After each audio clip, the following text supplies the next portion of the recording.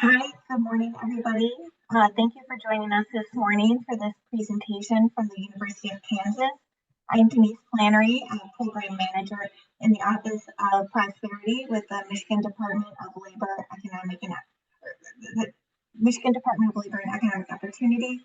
As most of you are aware, the first report of the Michigan Poverty Task Force has about 10 recommendations centered around TANF. And the first recommendation was to consider an in-depth study on the effectiveness of TANF distribution. And so that is what led to our work with the University of Kansas's Center for Public Partnership and Research, who are here to present their findings and recommendations. So I am pleased to hand it over now to Owen Cox, who will introduce his team. All right. Thank you very much, Denise. Yeah, we're very excited to be here to share a little bit with you about some work that we've done looking at the use of TANF funds in Michigan. As Denise said, my name is Owen Cox. I work for the Center for Public Partnerships and Research, which is a research center affiliated with the University of Kansas. Our mission is to optimize the well-being of youth, children, and families. And so in our work, we look for partnerships like the one we had with the state of Michigan to find ways to leverage some of our experience with evaluation and research to really look into how folks are trying to sort of lift up those children, youth, and families in their state. And so without further ado, I'm going to go ahead and also introduce some of my team members here today. First, you'll see the picture of me there, but I also want to say that with us today, we have Sushmita Samadar, as well as Jenny Welch-Bullard, Olivia Landon, Nicole Stevens, and I don't know if Lindsay Sayer-Peterson has joined today, but she is certainly an important part of our team. We are just a group of the folks that work at CPPR. We're around 100 staff members from multidisciplinary fields that bring all of our expertise together to try and do some of this work. So we're very, very excited to present to you today on some of what we have done. I'm going to do my best throughout the presentation to monitor some of the chat and the question and answer feature. If you can enter some of your questions that you have as we go along into that question and answer feature, we will try to get to those at the end. We've tried to build in some question and answer time, but we really want to make sure that we get all the content to you that we can today. So if you could utilize that feature, that would be super helpful for us, and we'd really appreciate it. Next thing I want to do is just set the stage with some helpful terms. Many of you are probably aware of a lot of the terminology that we're going to use today, but we also want to set you up with some of those acronyms if you might not be quite as familiar with the various pieces. So first and foremost, we're going to start with TANF, or the Temporary Assistance for Needy Families. This is a block grant that comes down from the federal government. There is some matching that needs to happen at the state level, but by and large, we're going to talk a lot about funding through the TANF program. That block grant means that states can use it in a myriad of different ways, which we will discuss here today.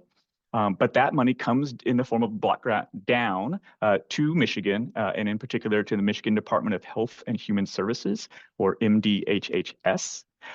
One of the programs that MDHHS then oversees is what's called the Family Independence Program. And so by and large, most people would think of this as the cash assistance program. And so this is actually direct cash payments to needy families, and that's what's called FIP, or the Family Independence Program within Michigan. A couple other programs to keep in mind is for many individuals who are going to receive FIP, they're also going to participate in what's called the Partnership Accountability Training HOPE program, or PATH for short. So we'll reference PATH quite a bit. And that program is put on and put together by the Michigan Works Association, so MWAs. MWAs manage the PATH program, and individuals who received FIP for a large part are going to need to participate in PATH. Other terminology that you'll see as we go through here, we'll talk a little bit about MI-Bridges or MyBridges. This is a software that, among other things, acts as an online portal for individuals to apply for assistance. And so if individuals were interested in applying for FIP, they could go to MI-Bridges to do so. We also will reference Bridges, which is MDHHS's software that they use to manage individuals who receive FIP, as well as the OSMIS data system, which is used by the MWAs to enter information about participation and other details about clients who are in the PATH program. Finally, a couple other things that we'll get to just a little bit before we jump into what we did is the application eligibility period. And so this is a period between when an individual applies and then their eligibility is established, and they go to essentially what is an orientation for the PATH program. And then they have an eligibility period in which they need to get in certain documentation and complete certain steps to be able to receive payments. Other things you'll be interested in are the work participation, right? There we go. And this is something that is measured by the state, but reported to the feds to ensure that Michigan is hitting specific benchmarks that are set by the federal government. And then work participation requirements are participation requirements that clients must fulfill to be able to continue to receive their FIP funding.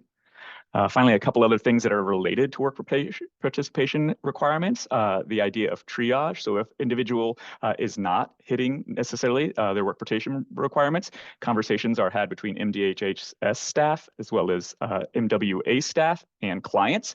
In this is called triage, in which they determine what the reasoning behind that is. If needed, then sanctions can be put upon that client. And finally, we also talk a little bit about deferrals, and deferrals allow folks to not necessarily need to participate in certain programmatic elements like work participation requirements. Okay, so that was a decent amount of information thrown at you, but these are the base terms that you might see throughout here. As questions come up on those, you can throw those into the question and answer feature, and I'll make sure that I do my best to get to those. Certainly, we'll follow back up as time allows at the end of this presentation. So without further ado, I'm going to go ahead and toss it to my colleague, Nicole Stevens, and she's going to talk us through a little bit about the research questions that spurred this on and how we got to the answers we got. Great. Thanks, Owen. So we had a couple of different research questions. The first one is, how effectively is Michigan using its TANF funding? And what we see here is that not enough is being spent on the cash, direct supports, and services that have protective value against the effects of poverty, including barrier identification and removal, and core work programming, which includes education, training, and employment. The second thing we see here is that families that are in poverty, a lot of them are ineligible and still unable to meet their basic needs. But also due to the low payment standard, that families who do receive TANF are still struggling to meet their basic needs and might need additional support. And then the last point under this research question is that too little is being spent on administrative support that the staff need to provide services effectively in the midst of very large caseloads. And it just really impacts their ability to provide individualized services and steer clients through avoidable compliance issues. And then the next research question we had is, what limits access to assistance programs? The first couple of points we see here are that FIP and work participation requirements are really demanding. They're difficult to navigate for both clients and staff, and they're not particularly flexible to the unique circumstances that are facing clients. And this contributes to a lot of non-compliance related denials and closures, which is really frustrating and discouraging for clients who ultimately still need the assistance but are unable to get it. The third point is that clients are facing a lot of different barriers. Some of them involve basic needs. They may be dealing with housing instability. They may not have access to mental health services that they need. And they also don't have the resources they need to comply with the program and engage in the program and the different services in the program, like work participation. And then the last one is that clients' outcomes are tied to the characteristics they come into the program with. A couple of really big ones are if clients don't have a high school diploma or GED, they are less likely to meet the program's definitions of success. And the way the program kind of defines success is engaging in work participation activities and having an excess earnings closure. And even when clients who don't have these education or recent work experience requirements, when they do meet the definitions of success, it's less likely to be sustainable and they need to reapply to FIP later on. And what this all kind of means is that it's really important for staff to focus on barrier identification. That way they can provide individualized services. And this allows clients to really be met where they're at when they come into the program so that they can engage in the program in a way that creates meaningful success for them. Okay, next slide. All right, so how did we answer these questions? We used a mixed methods approach known as convergent parallel design. We worked concurrently to identify commonalities, contradictions, gaps, and create context around what we are seeing across quantitative, qualitative, and spending and policy analysis. And this allowed us to just kind of see what was going on and determine what threads to pull next in our research. So what this, like an example of what this looked like is that the initial policy and spending analysis and quantitative analysis helped inform the focus group topics. The qualitative and quantitative insights helped tailor policy recommendations and assess the impact of spending. And the spending and policy research and the themes identified in the focus groups helped us understand the different trends we were seeing in the quantitative analysis. And doing things this way allowed us to have a really complete picture of how Michigan TANF can support staff and improve access and outcomes for families. But it's really grounded in the lived expertise of staff and clients through the qualitative focus groups. And now I'm going to pass it off to Jenny. Thanks, Nicole. Hi, everybody.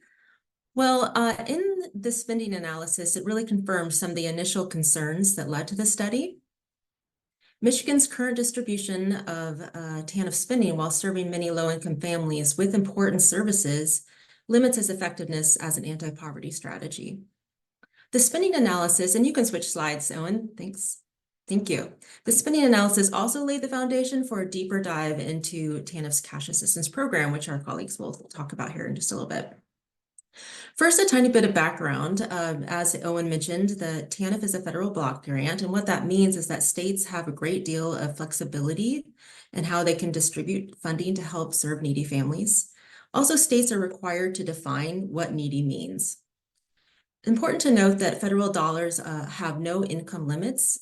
However, the Michigan Social Welfare Act does require that all state fund contributions, so states are required to contribute a portion of what's called maintenance of effort funds each year. Those funds are required to be limited to families under 200% of the federal poverty level. Just for a little bit more context, Michigan's block grant is the same year to year, and that is $772.8 million.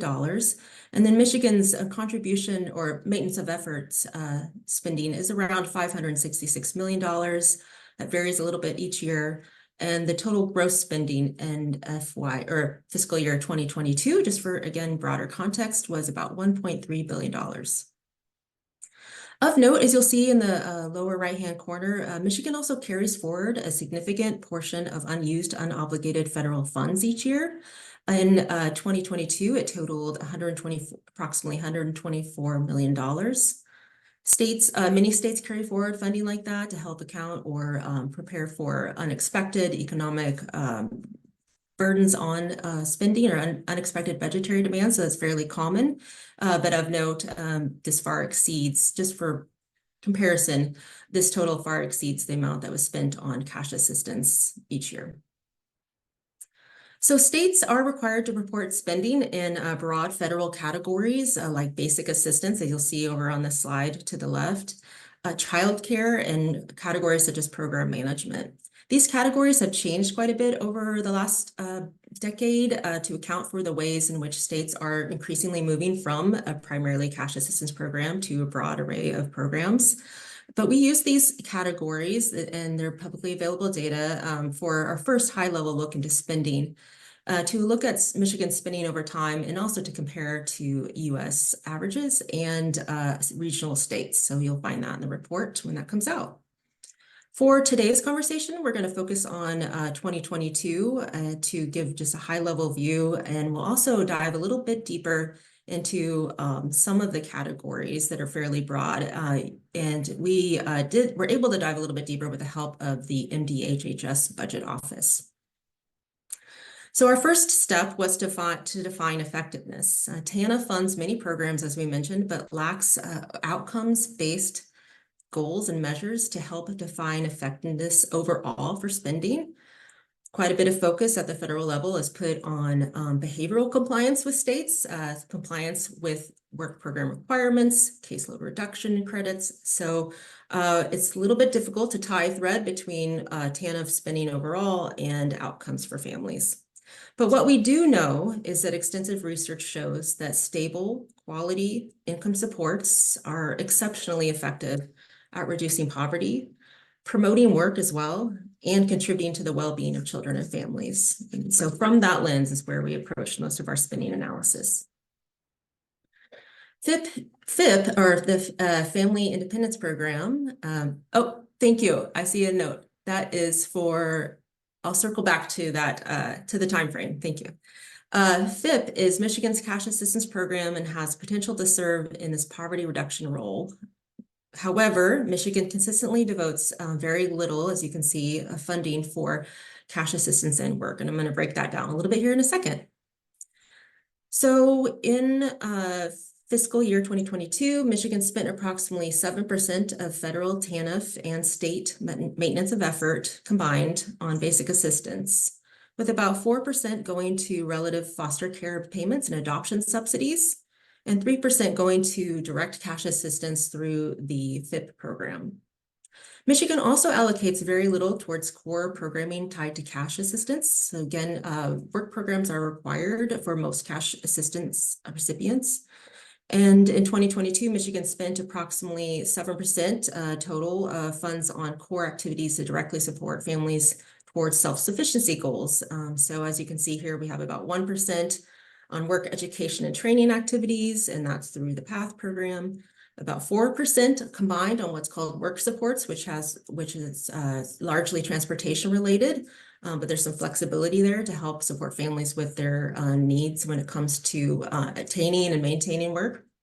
And then supportive services, which is primarily focused on mental health supports or other flexible supports that families might need to reduce barriers to work. And then about 2% goes to childcare, and that's direct childcare assistance, including transfers to the Child Care and Development Fund, which supports not only a childcare subsidy or assistance, but also development, expansion of slots and quality programming. So, all right. Together, these core components, cash, work, and work supports make up a small portion of spending. So you may be wondering, where does the rest go? So I think we can go to the next slide.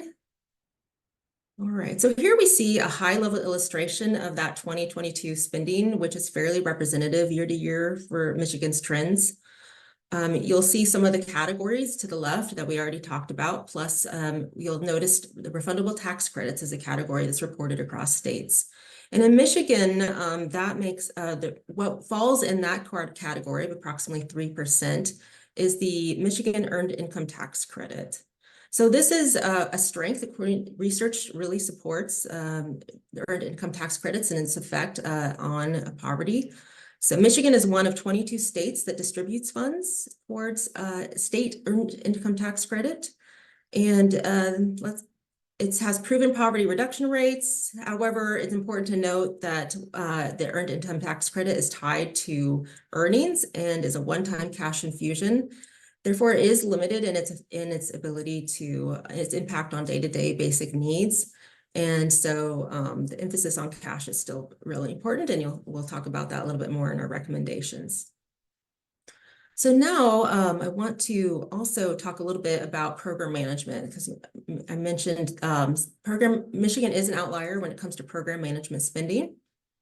And yes, great questions coming in. I will try to circle back. Flag those for me.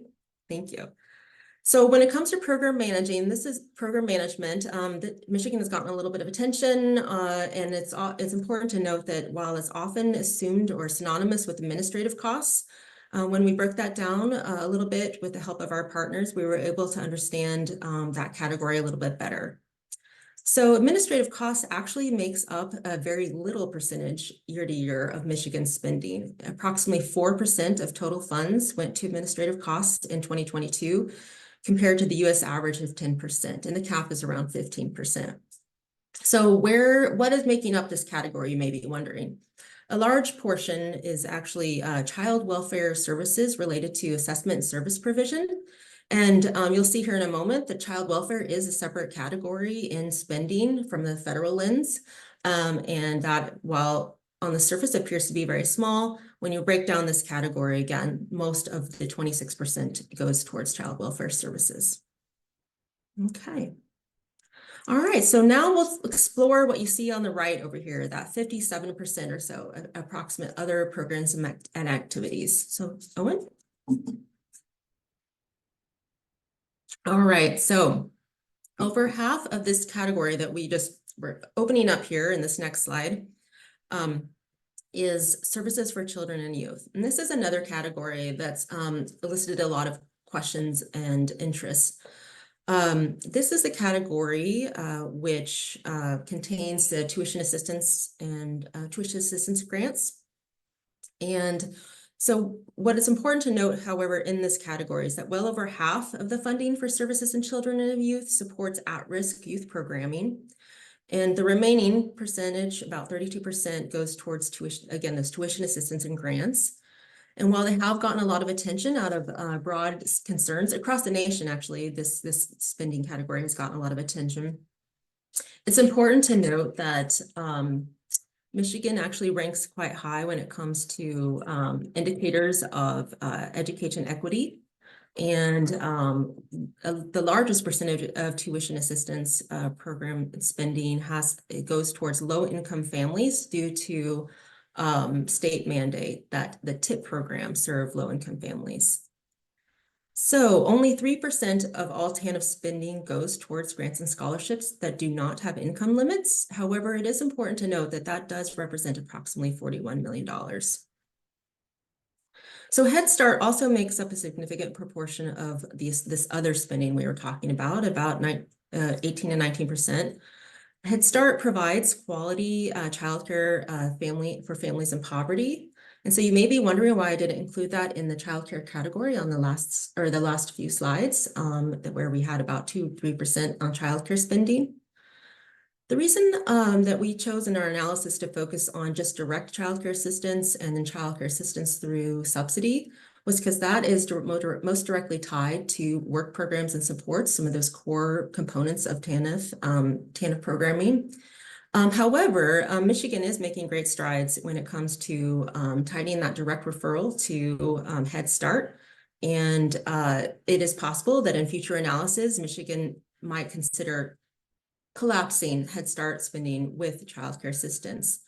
Just important to note, we really looked at this through the lens of what is directly supporting families and their efforts towards economic stability. All right, so we also note here there's funding that's regularly transferred to SSBG, and when we broke that down, that is mostly going to foster care services. And again, that child welfare services, while noted at about 6%, keeping in mind that there are child welfare services embedded in that program management category, bringing child welfare up to approximately around 20 to 30% of overall spending year to year. So in summary, while these programs and services, while important to serving mostly low-income families, we do know that they're primarily poised to help mitigate complex downstream effects of poverty. And there's ample evidence that cash assistance is key to Michigan's poverty reduction and workforce strategy, which leads us to a closer look at FIP benefits. All right, thanks, Owen. So what we learned about the FIP benefits is that most families in poverty, as Nicole mentioned earlier, are not eligible for FIP, and eligible families still can't meet their basic needs. So as you may know, the FIP payment standards set both the eligibility and benefit levels, and therefore have implications for how many families are eligible and what levels of support they receive. In addition to serving as a safety net, FIP is designed to connect families to a network of resources, such as childcare assistance, as we mentioned earlier, transportation assistance, and employment and training opportunities through the PATH program. However, as you'll see over here on the left, 66% of families in poverty, which is approximately, just for point of reference, hovering around $20,000 a year for a family of two, and 16% of families in deep poverty, which is considered 50% of the federal poverty line, aren't eligible for FIP because they make too much. Furthermore, when they are eligible, the benefits that they receive are not enough to make ends meet. FIP's maximum payment has lost 48% of its value since approximately 1996, and in 2022, 97% of households receiving FIP could not cover monthly housing and utility costs. All right, we can go to the next slide. So individuals with lived experience from our focus groups underscore the issues with low payment standards, as you can see here on this slide. Among individuals with lived experience who reported making too much, they still struggled to meet basic needs. And this was the case even when they had help from other programs, such as SNAP or food assistance. For those who are eligible for FIP, it was noted that FIP is critical in moments of crisis, but not enough to create some stability, especially at the end of the month. As you can see on the slide, an individual with lived experience highlighted this idea that although cash is critical, it just simply wasn't enough. So these experiences are complicated by our next finding, which I'll jump right to, which has to do with caseloads. So we learned that high caseloads, high MDHHS caseloads, that is, negatively impact services overall.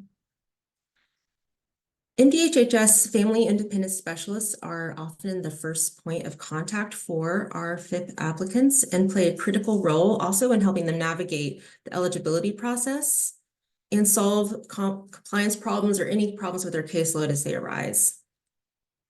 Unfortunately, though, their study findings indicated that high caseloads are negatively impacting overall experience and outcomes.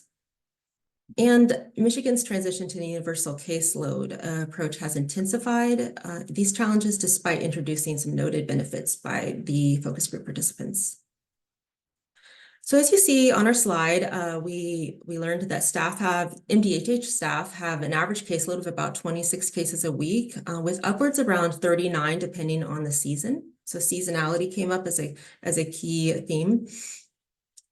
And high caseload strains result in a 12% lower likelihood of successful case closures due to excess earnings. And we'll talk a little bit more about what all that means in a little bit later. And an increased probability of closures for non-compliance with work program participation or work program requirements. Applicants whose MDHH offices had higher caseloads also had an 18% lower odd of having their barriers identified early on or at all. And this barrier identification process requires clients to provide information about any challenges they might be facing that might impact their participation in the program. So we see this as a critical finding that, again, we'll unpack a little bit more as we move forward. Next slide, please. So focus group participants really underscored the challenges that high caseloads have or present to both staff and individuals with lived experience, and most importantly, the overall impact on their outcomes. So staff discussed how their multifaceted roles, which frequently extend beyond their original job descriptions and the challenges, and it takes extra time for specialized cases, as illustrated in this quote. They also shared that these high caseload experiences with MDHH offices can inadvertently affect the client experience in the Michigan Works Agency offices. So to unpack this a little bit more, this happens when omissions during the eligibility determination process increase the workload downstream with MWA staff. And where this really matters is that it potentially delays the identifications, again, of those barriers we were talking about earlier. And this can have a ripple effect on the client's experience and their ability to participate in the program effectively and, of course, of their overall experience. So these, as we mentioned earlier, we also learned a little bit about the systems that support these processes and how there are a few technical issues between the Bridges system that Owen mentioned earlier and the OSMIS system communicating. And again, that's exacerbated a little bit by this rollout of the universal caseload approach that's happening. Ultimately, focus group participants emphasize the importance of building some interpersonal connections with clients to help identify barriers to work that might otherwise go unaddressed. All right, next slide. So there are several opportunities to make TANF funding and the FIP program in particular more effective means of addressing poverty in Michigan. And so we outline a few of those here underneath each of the high-level findings that we talked about just now. So when it comes to spending, our recommendation is to prioritize families under 200% of the federal poverty level for all the broad TANF funding programming, and to increase allocations towards cash, core work programming such as employment and training services, direct support such as childcare. We also recommend to continue to increase allocations to the Michigan Earned Income Tax Credit. The statistic I mentioned earlier, again, is from 2022. However, we are aware there's been some recent changes that did not show up in that spending, some recent increases, which we see as a success. When it comes to the FIP standard, we recommend that Michigan increase the FIP payment standard to expand access, but also the impact on families' day-to-day lives and ability to meet their basic needs. We also recommend exploring different ways to tie the standards to annual cost of living increases. Many states take many different approaches to doing that. And so we included some of those options in the report, or some of those possibilities and ideas. When it comes to caseload, we are encourage or recommend recruiting more staff to allow more time for case processing, trust building, which would then lead to increased ability to address some of those barriers early on and lead to hopefully what we would see as better outcomes for everybody. We also recommend enhanced training for specialized cases, since that came up quite a bit in the focus groups, that need and the extra time it takes to process some specialized cases. And provide some clear protocols for deferrals and deferrals for individuals who may be struggling with participation upfront and overall requirements, which can be quite complicated. And we'll again learn about that here in a minute. We also recommend continuing to take a person-centered approach to the universal caseload rollout. We know there's been a lot of careful attention that's been drawn to that, and a lot of close eyes on the data as that's getting rolled out across the states, and that continuing to look to staff and when impossible, individuals with lived experience to help inform that rollout is one of our recommendations. Okay. At this point, for a deeper dive and other ways that other findings and ways that we can improve the effectiveness of TANF, I'm going to pass it over to my colleague, Olivia. Hi, everyone. My name is Olivia Landon. I can only see Owen and Nicole. So can you give me a thumbs up if my audio is sounding okay? Great. Okay. So I'm going to dive into the restrictive program requirements section of today's presentation. So we can go ahead and get started. Owen, next slide. We do want to acknowledge that the FIPS application process has improved in the last decade. Although improvements have been made, it is still important for us to note that the process continues to involve these extensive verification requirements, which leads us to the first point on this slide of the 15% of applicants are denied due to incomplete information. So these difficult verification processes and stigma deter applicants from completing the eligibility period, with 15% being denied due to incomplete information, then these applicants being less likely to apply again. To expand and add some clarity about the why of this point, our analysis revealed that completing the application process may be complicated by the level of detailed information required to do so, and clients may then be discouraged to reapply once they have already been denied. Going into our next point, child support challenges persisting across application periods. I'm going to start with a quantitative finding, which really highlights this persistence. Among cases which were previously closed due to child support noncompliance, there was a 78% higher odds of having that closure again, indicating that underlying compliance challenges persisting over time. And while our qualitative findings aligned with this enduring nature of the quantitative findings around child support, they also helped to provide some insight to the complexity for those experiencing this challenge. For example, there may be instances where child support payments have been decided by the courts prior to an individual's application. TANF requirements may then force the family to revisit these arrangements, and the time or psychological cost of doing so may simply outweigh the benefits from cash assistance. In addition, it may be simply unsafe for clients and their children to pursue child support from former partners. And although families can claim good cause for non-cooperation, it still takes this level of trust, time, and verification and knowledge of these program policies to navigate the exceptions. Going into our next point of this prior familiarity really mattering. So familiarity with the application process reduces the likelihood of denial, suggesting that better information upfront could improve approval rates and client experience. Here we have the qualitative and quantitative findings coming together to suggest that applicants who have more information about the application process are then more likely to be approved and navigate the program's complicated requirements. Several quantitative findings, some of which include those who had applied before, had an 81% higher odds of approval again. Another being applicants who had previously applied had a 29% lower odd of being denied due to information noncompliance, taken together suggesting that previous experience with the application process may provide the knowledge that reduces the odds of getting that noncompliance related denial. And when we do take these things together, it makes sense, right?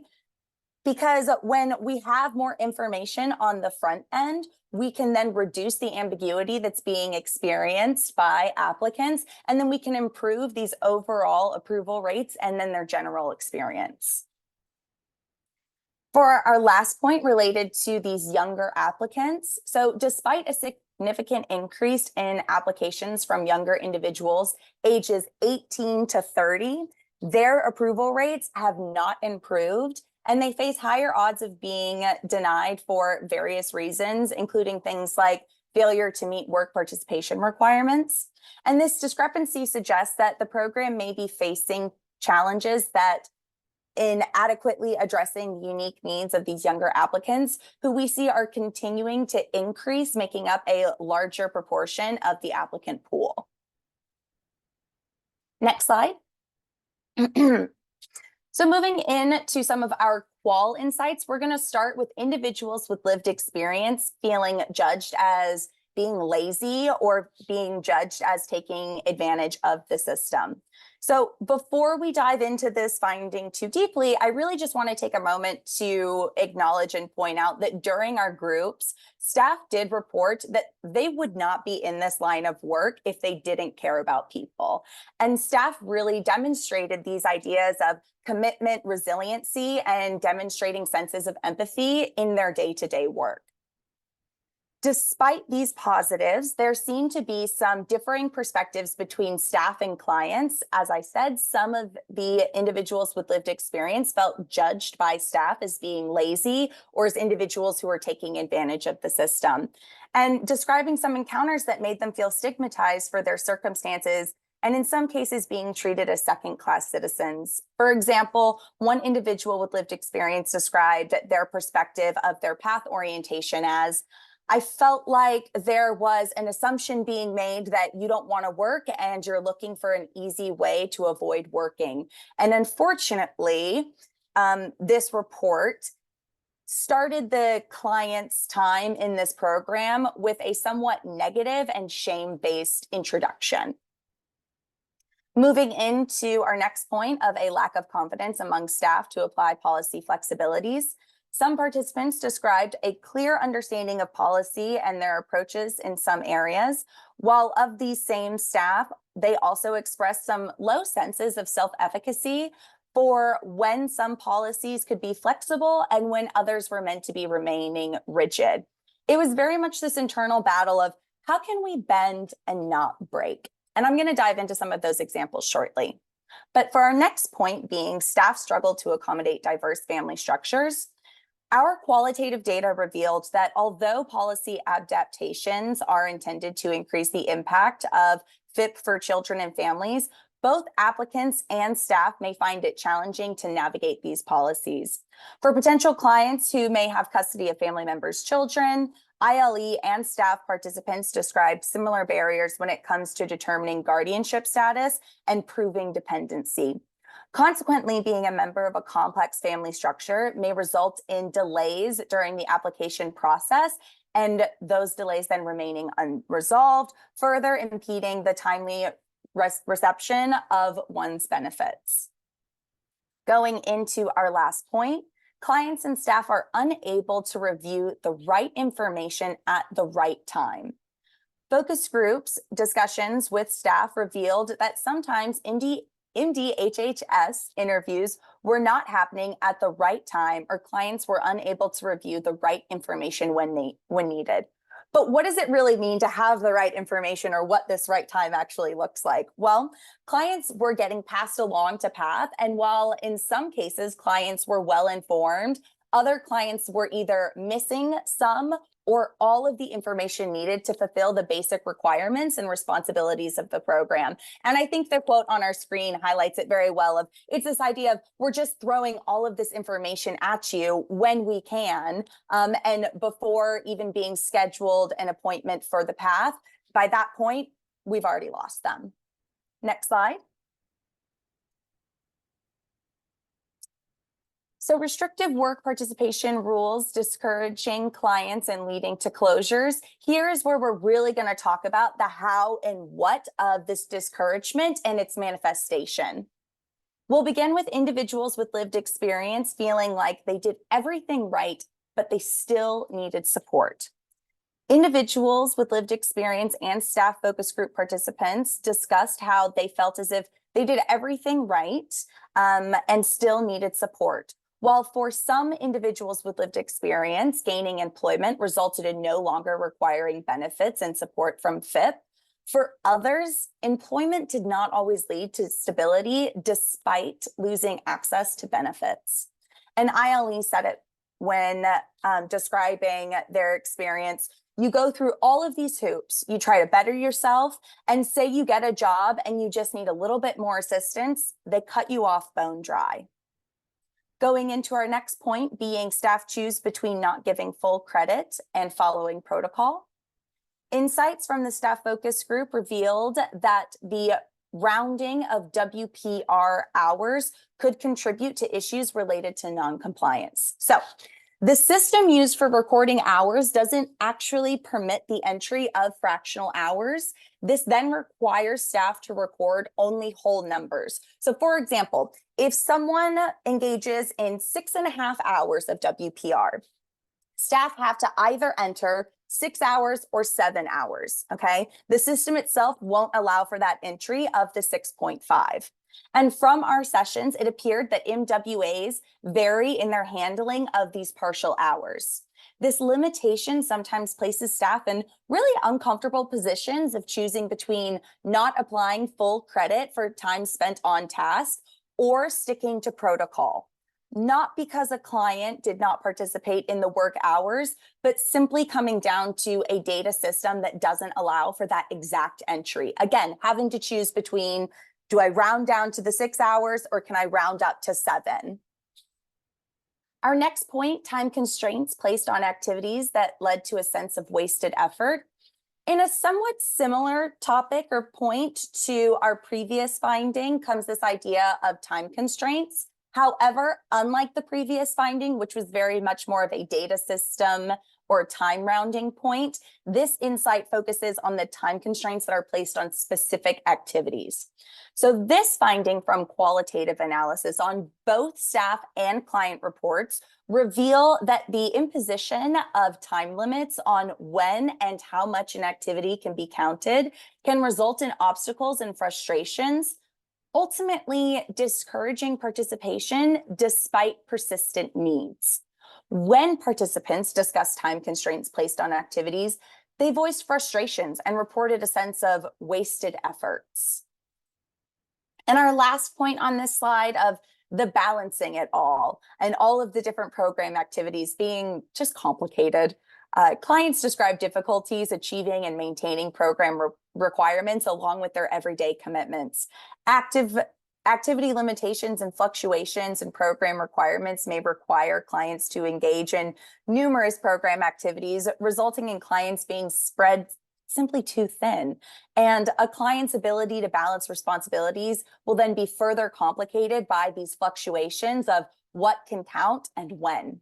For example, some individuals with lived experience reported that they had experienced capacity constraints regarding their participation in education programs when they had reached their limit in hours that could count towards that WPR. When such limits were reached, clients had to balance things like household labors, including things like child pickup and drop off. They also had to balance continue participating in their education programs. And this goes beyond showing up for courses, right? It included assignments. It included attending those courses. It included things like completing internship requirements and activities. And the last point of it, balancing and incorporating activities like job searching or volunteering, all to maintain that program requirements. So in summary, all of these points are in some way contributing to that restrictive nature of the work participation rules, and then discouraging clients, thus leading to those case closures. Last slide. So now that I've thrown all of this information at you, what can we do? What can we do about this? Well, let's walk through some of the recommendations for this section related to these restrictive program requirements. First, we're going to talk about the FIP program requirements. We recommend to simplify the AEP process and provide that clear upfront guidance, hoping to provide that clear upfront guidance, then reducing that ambiguity over time and improving that client experience. The next recommendation is to support community-based partnerships. Our third recommendation for this point is more time to prepare for work participation. And last, to ensure staff are trauma-informed and trained on deferrals. For work participation, our recommendations include to create a shared interagency goals to prioritize. Some of these things including barrier removal, industry-driven job training, education, job retention and client follow-up, as well as living wages. Next, we recommend to leverage caseload reduction credits to enable a more adaptive programming. We recommend to study the needs of that younger clientele, again, that clientele that's increasing and is an increasing number of applicant pool size, by studying the needs of that younger clientele in the hopes to better serve them. And then the last recommendation being to eliminate the full family sanctions and lifetime bans. So with that, I'm going to pass it off to Sushmita to dive into our last section on the lack of individualized attention to clients. Thanks so much, Olivia. Olivia talked a lot about the experience of clients as they are navigating these really restrictive program requirements.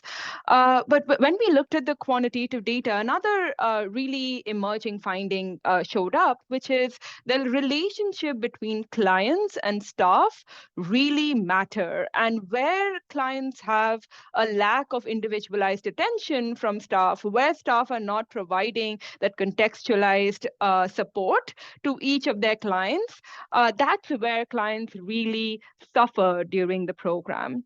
So what do we really mean by that? Next slide.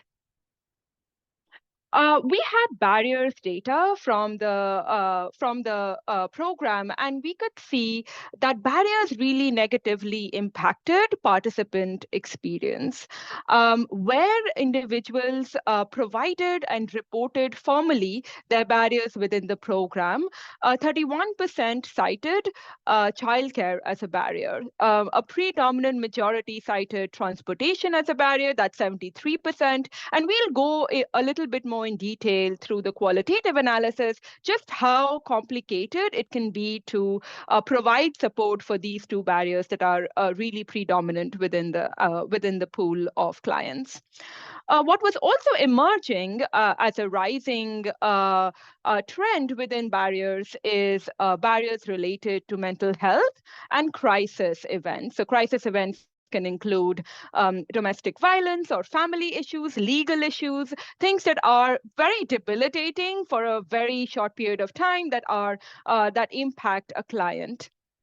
And even though it's a very small proportion of the client pool, that's 10% to 13% of clients that are struggling with mental health and crisis barriers, we found that it has a significant impact on their ability to comply with program requirements. What we find is clients that are struggling with mental health barriers or crisis barriers and report that they have these barriers have 49% higher odds of employment non-compliance. So what that really suggests is that the program can do a lot better with providing more support to clients that are struggling with these barriers.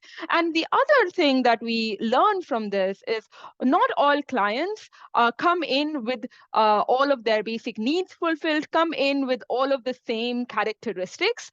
Clients are not a monolith. They are really individualized and have very specific needs. And an important part of this process between clients and staff is to create that deep collaboration that allows for some of these barriers to be identified in early stages so that it doesn't get to a point where clients are booted out of the program or do not receive their benefits because they are at risk of employment non-compliance. We also had data from the HMIS system on individuals experiencing homelessness, and we were able to match the individuals that were experiencing homelessness with whether they participated in the TANF program. And we found that among individuals that submitted applications, 12% of them experienced homelessness after their application submission.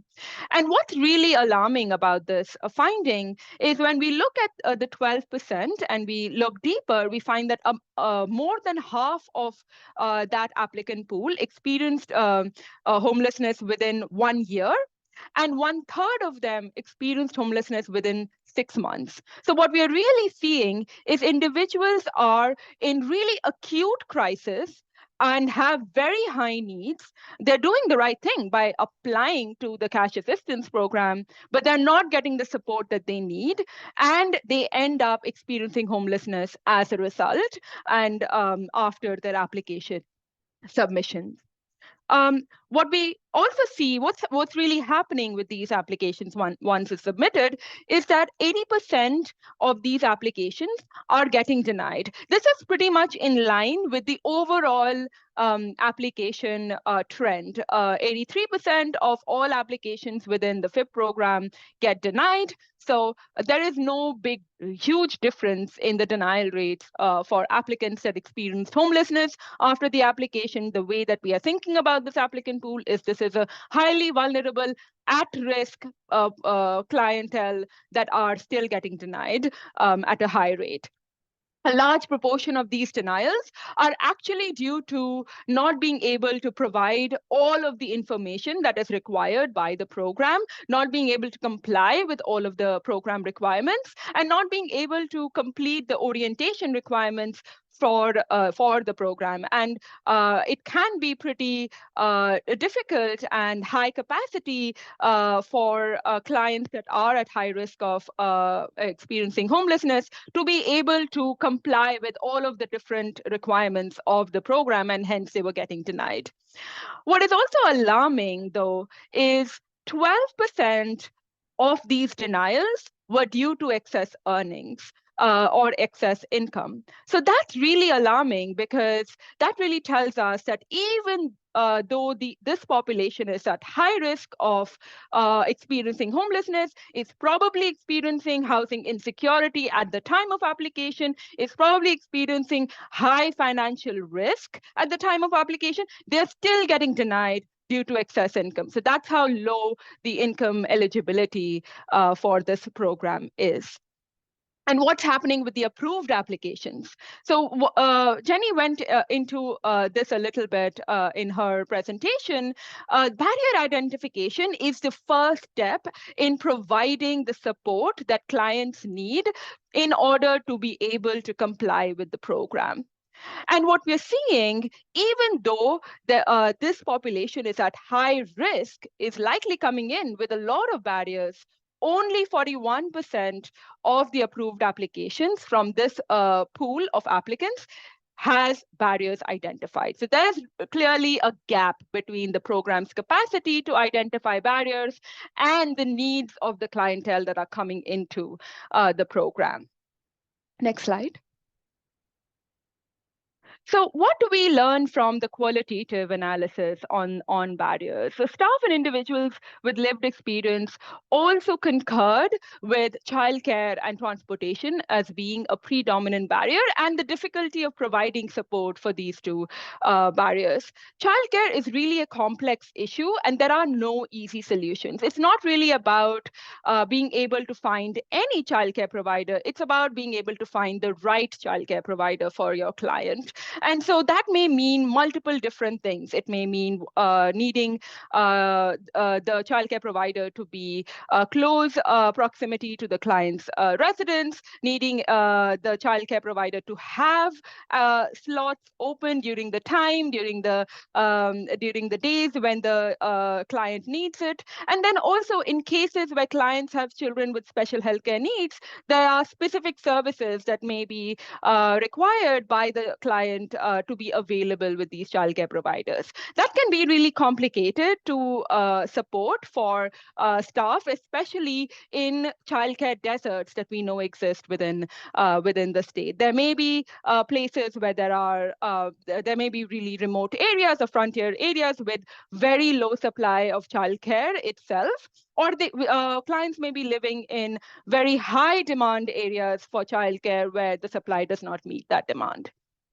Staff felt a lot more confident about being able to support transportation barriers, and they had a multitude of ways in which they could support clients with transportation barriers. However, there was a sense of uncertainty among staff about how to deploy their financial resources in case transportation solutions are a little bit more complicated. So what I mean by that is one of the best ways to mitigate transportation barriers is through supporting the vehicular purchase for a client.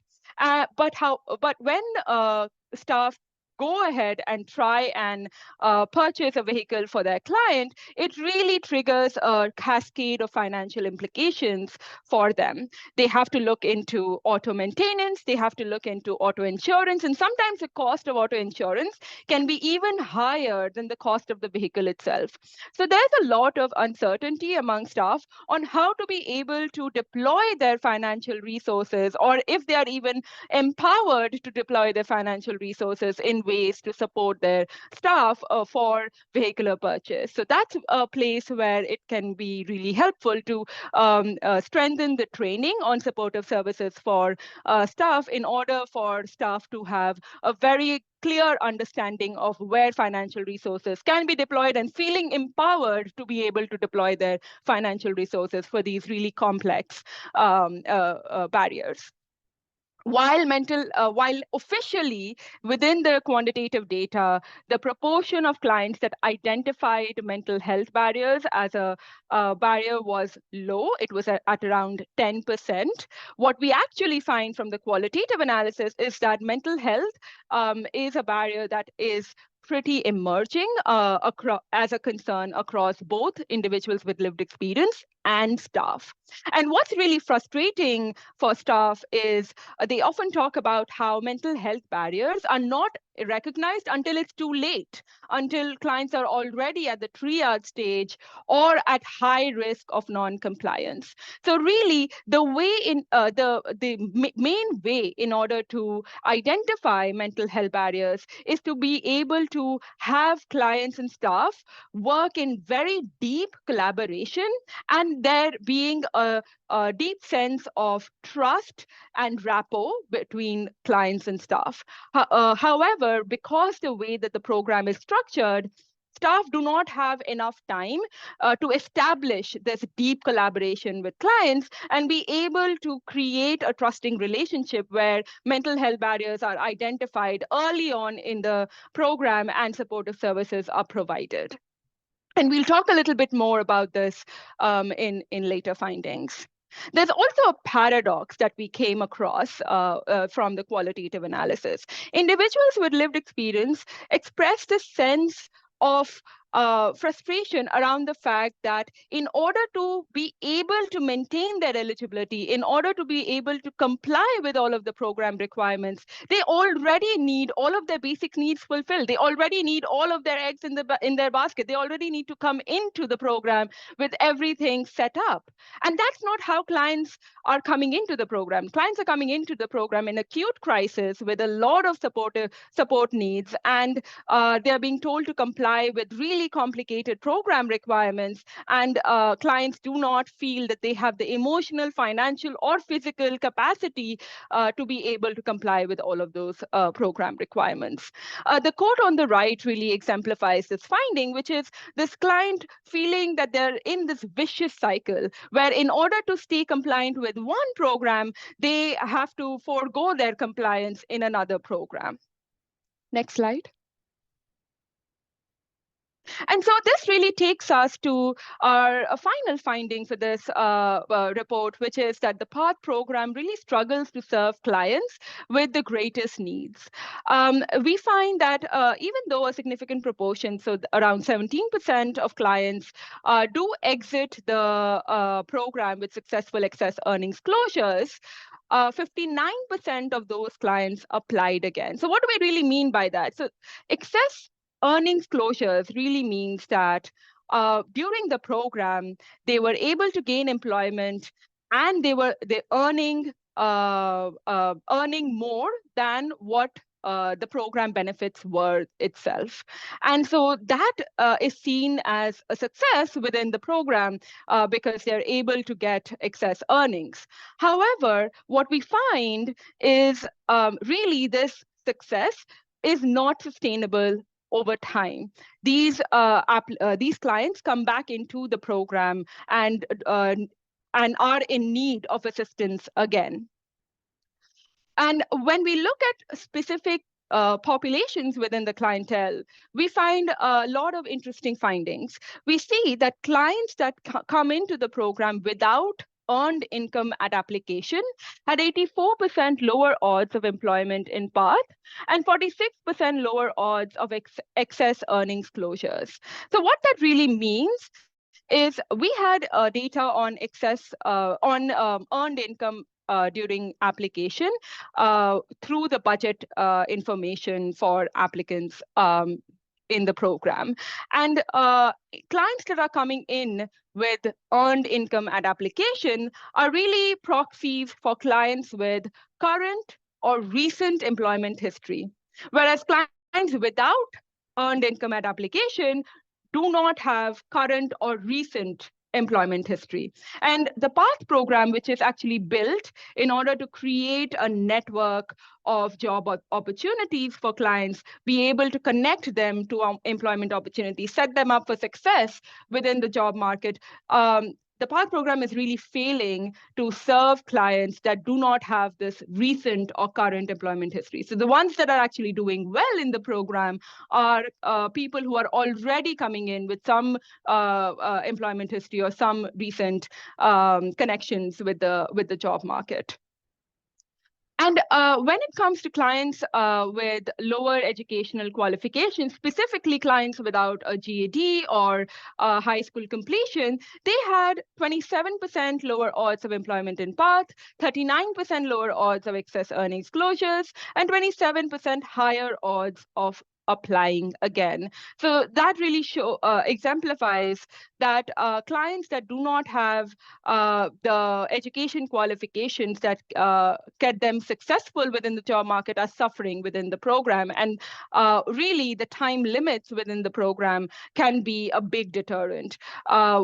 While clients are coming in and trying to complete their educational qualifications, the restrictions on the amount of time that they can spend on a certain activity can be really limiting for them to actually be set up for success within the program. And before they are able to even get all of their supportive needs met, they are kicked out of the program due to time limits. So that can be really restrictive because, as we remember, clients are not coming in with the same needs met said, they're not coming in at the same starting points. They have very different needs, and they are coming in with very different starting points. And so it's important for the program to acknowledge that not all clients have all of the characteristics that really set them up for success. And the program needs to work hard to ensure that, first of all, those supportive needs are met and they're set up for success before they can start complying with all of the different program requirements.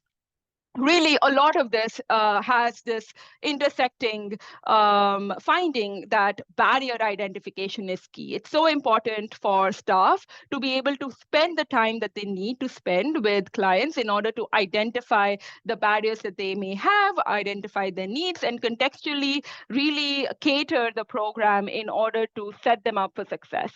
However, we're finding that only 36% of approved applications had a barrier successfully identified. So really, again, we see a gap over here, and that gap really comes from the program structure that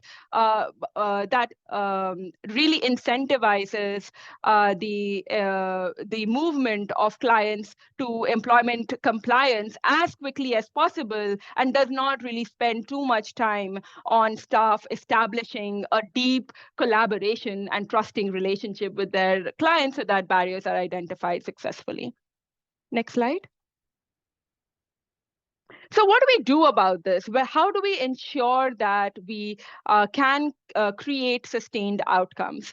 We find that barrier removal, higher wages, and educational training really increase sustained outcomes. When we are thinking about what creates the highest odds of excess earnings closures, it's employment. Employment, in comparison to any other activity, leads to the highest odds of excess earnings closure. But we learned in the previous slide that most of the clients that get exit the program with excess earnings closures come back to the program. And so client perception of success may include factors beyond employment. And we really need to think about sustained outcomes. How do we ensure that a client's needs are met in a way that really sets them up for success in the market, and they do not need to come back into the program for their needs to be met again? So what really helps in this context, the quantitative data shows that the type of employment matters. It's not just that you get employed in PATH, but when you get employed in PATH with higher wages, you have lower odds of applying again. And when you get educational training, when you're getting certifications, when you're getting educational qualifications, that's when there are lower odds of applying again into the program.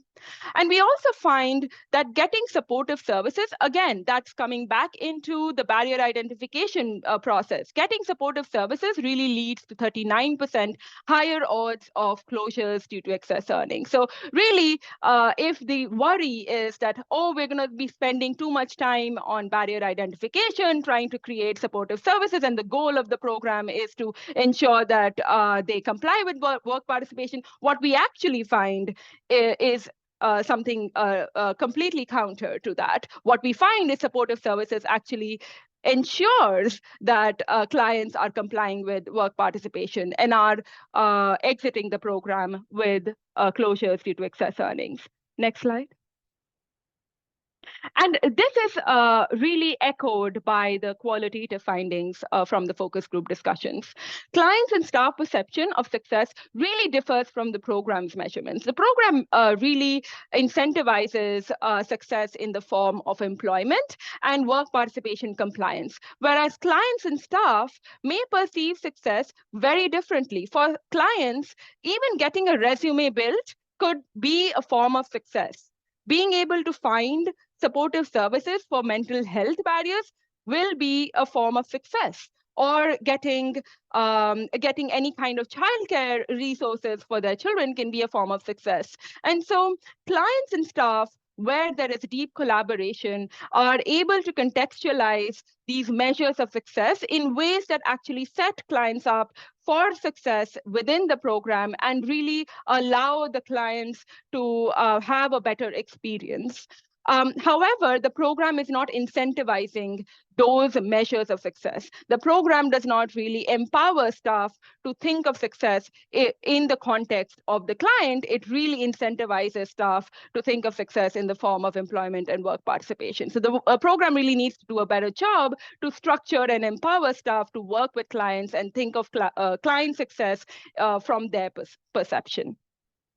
And really, this leads to what we find among individuals with lived experience, which is that when they have this deep collaboration, this trusting relationship with their case managers, they often have much better experiences because their individual needs are being taken into account and are being contextualized. So there's a quote on the right. I'd really encourage you, when the report comes out, to have a look at the full quote because it's beautiful. But the quote on the right exemplifies this idea of success. An MDHHS staff talks about how success can take very different forms. And as long as clients are better off than when they started, it's a success. Next slide. So how do we move to a place where we are reducing barriers and redefining work success? When we're thinking about reducing barriers, we really have to think about boosting funding for work supports and supportive services. We have to expand the preparation and barrier removal phase so that clients and staff have the time and the space to be able to build this trusting relationship and be able to identify all of the barriers that clients are coming in with. We also have to create housing assistance supplemental grant on top of cash assistance because we can see that a lot of clients that are coming into the program are in acute crisis and at high risk of housing insecurity and experiencing homelessness. We also have to continue to collaborate with local and statewide partnerships with a focus in streamlining enrollment in services. And this is because all clients that are coming into the program have really complex barriers and may require multiple services in order to be able to meet their needs. We also have to redefine work success. Work success is not really all about employment and compliance with work participation, but it's all about where the client started from and where they're moving towards. So we have to invest in and incentivize more creative core activities and encourage more time to complete education and training goals that increase the likelihood of higher paying wages. We also have to empower staff to be able to redefine success based on where clients are starting from and what their needs are. And we have to ensure that we make that policy clear so that staff are able to do that and they're not overemphasizing just the program measurements of success. And with this, I'm going to hand it off over to Owen to go through all of the key findings. All right. Yes. Thank you, Shashmita. And I should note, I am aware that we are getting ever closer to the lunch hour for the folks who are joining us from Michigan. But we just threw a lot of information at you. And so I wanted to just sort of end on some summary slides to bring us all back to some of those main takeaways that we had. And so the first thing that we spent some time on was talking about spending, in particular, how Michigan receives TANF funds and then distributes those across programs. We then dove in a little bit more deeper into that the FIP, Family Independence Program, to talk a little bit more about what they receive when they actually do receive cash assistance and how that tends to be a low amount in the state of Michigan. We followed that up talking a little bit about how important it is to look at caseloads and how that can affect some of the outcomes for clients who do end up in the into FIP. Our next section was on some of those requirements that are then put on those clientele, right? So first of all, the program requirements when it comes to trying to just get cash payments. And then finally, once you're in the program, what it looks like as far as work participation, how many different hoops people have to go through for both those types of requirements, both program requirements and work participation. Our last section that Shashmita just walked us through was this idea around the lack of individualized attention to clients, in particular, the importance of reducing barriers and I guess also identifying barriers when it comes to working with clients. And then also, I thought was a really important point that we wanted to make was this redefinition of success. We are having clients come in at different levels, but the main measures of success are really just whether or not they exit the program for excess earnings or receive a job. But what we know is that there are other versions of success, and we really do encourage folks in Michigan to think about what those other definitions of success might look like, and to bring in the voice of individuals with lived experience when they make those definitions, to really understand the program as an individualized program, but also one that serves the needs of the clients who are coming in the door. So that's a summary of sort of what we've stepped you through here today. I did want to take the opportunity to leave you also, though, with some opportunities that might be available to you there in Michigan. Obviously, we want to encourage the increased use of TANF funding to directly support poor families via cash assistance. So Jenny talked a little bit about that. Also, ways that you might be able to utilize earned income tax credits as another version of providing supports. But also just makes the policy changes that you can that better support families experiencing poverty. What are the policies that Michigan currently has? How do you look at those to understand how they really lift up individuals and families who are experiencing poverty? Finally, to the extent you can, harness employment and training for long-term positive impacts. Again, how do we emphasize those programs that are getting the training and the time needed for those trainings to clients? And finally, giving staff the resources they need to effectively help families, whether that be through policy or staffing at levels that allow them to put that individualized care in. We really want to support resources to staff as far as helping families. With that, I'm going to move forward. And our last item is just to open this up for questions. I know some questions have been coming through the question and answer. I've seen a couple answers go out the door, but I'm going to go ahead and see if I can't open any up. It looks like, oh yes, we've got some answers in there. So if anyone is interested in additional items that we may not have answered or want to chat those or put them in the Q&A for us, this would be a great time to do that. And we'll sort of step through anything we can, and I'll toss it to some of my colleagues to answer some of the questions as well. Okay, yeah, and we can also talk through some of these questions that we had previously as well.